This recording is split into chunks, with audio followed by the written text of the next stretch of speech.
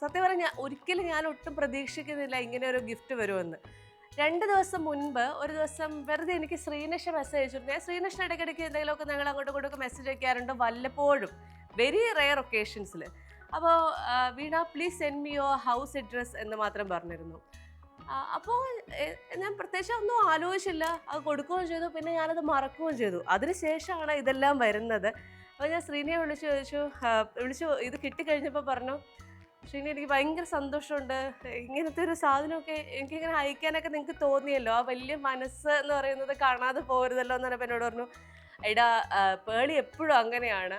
ഇങ്ങനെ കൊച്ചു കൊച്ചു കാര്യങ്ങളിൽ ഭയങ്കര സന്തോഷം കണ്ടെത്തുന്ന ആളാണ്. എന്നോട് പറഞ്ഞിരുന്നില്ല. എന്നോട് ഒരു ദിവസം രാത്രി ഞങ്ങൾ ഭക്ഷണം കഴിച്ചുകൊണ്ടിരിക്കുന്ന സമയത്ത്, അത് കുക്ക് ചെയ്തുകൊണ്ടിരിക്കുന്ന സമയത്ത് പേളി പറഞ്ഞു, എടാ വീണയുടെ അഡ്രസ്സ് ഒന്ന് എടുത്തു തരാൻ പറഞ്ഞു. അങ്ങനെ എൻ്റെ ഒരു കൊളീഗിനെ വിളിച്ചു ചോദിച്ചു. പുള്ളിക്കാരുടെ കയ്യിൽ അഡ്രസ്സ് ഇല്ല എന്ന് പറഞ്ഞതുകൊണ്ട് നിന്നോട് നേരിട്ട് വാങ്ങിച്ചതാണ്. ഇങ്ങനെയുള്ള കാര്യങ്ങളൊക്കെ ചെയ്യാൻ പേളിക്ക് ഭയങ്കര സന്തോഷമാണെന്ന് പറഞ്ഞു.